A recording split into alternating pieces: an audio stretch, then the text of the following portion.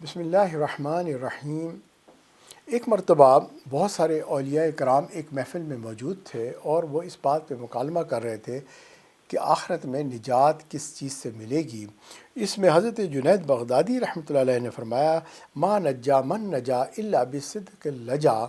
وہ فرمانے لگے کہ نجات ملے گی سچائی کی وجہ سے، صدق کی وجہ سے، کیونکہ ان کے ذہن میں بھی ایک آیت مبارکہ تھی جس کی وجہ سے انہوں نے اس کا مفہوم جو ہے بتایا کہ صدق، جو بندہ سچی زندگی گزارے گا اللہ تعالیٰ اس کو نجات دے دیں گے۔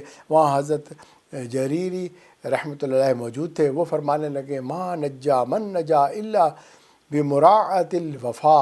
تو انہوں نے کہا کہ نجات ملے گی جب بھی تو وفا کی وجہ سے ملے گی، اس کی جو رعایت کرے گا، وفا شعاری کرنے والا بندہ ہوگا۔ الذین یوفون بعہد اللہ ولا ینقضون المیثاق، کہ بھئی اپنے عہد کو پورا کرو، وفا کرو۔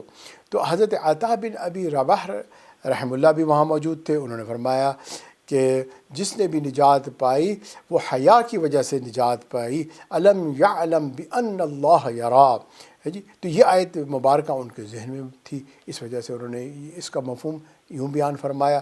حضرت حسن بصری رحمۃ اللہ علیہ بھی وہاں پر موجود تھے، وہ فرمانے لگے ما نجا من نجا الا بالحکم والقضاء، کہ جو ہے کہ جب بھی پائی اللہ کے حکم اور قضاء کی وجہ سے پائی، کیونکہ وہ ان کے ذہن میں تھا ان الذین سبقت لہم من الحسنی، جن لوگوں کے لیے ہماری طرف سے بھلائی مقرر ہو چکی وہ اس سے دور رکھے جائیں گے، یعنی اللہ ان کو نجات عطا فرما دے گا۔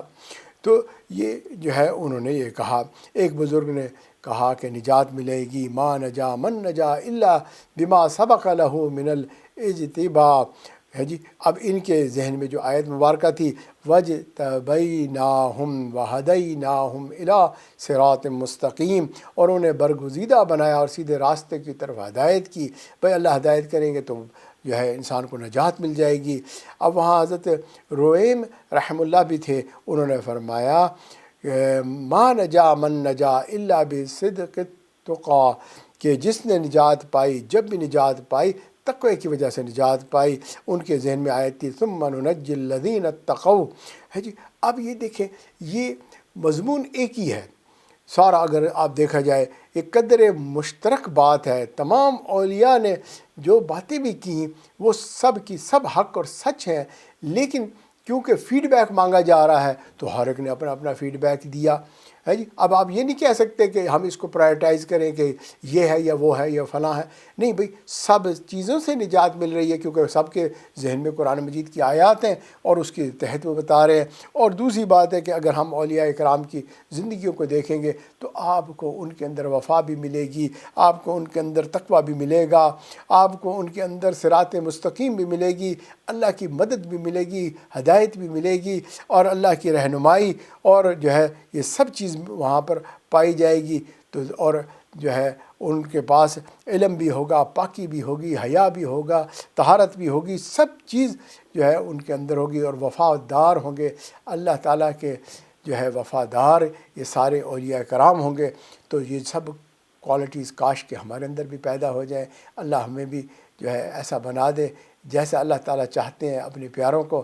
اللہ وہی کام ہم سے کروائے، وہی اعمال ہم سے کروائے، اور اللہ وہی انجام ہمارا بھی فرما دے کہ ان نیکوں کے ساتھ حشر میں بھی ہم جو ہے انہی کے ساتھ نبی صلی اللہ علیہ وسلم کے جھنڈے تلے جمع ہو جائیں اور اللہ کی رضا کو پالیں۔ آمین ثم آمین۔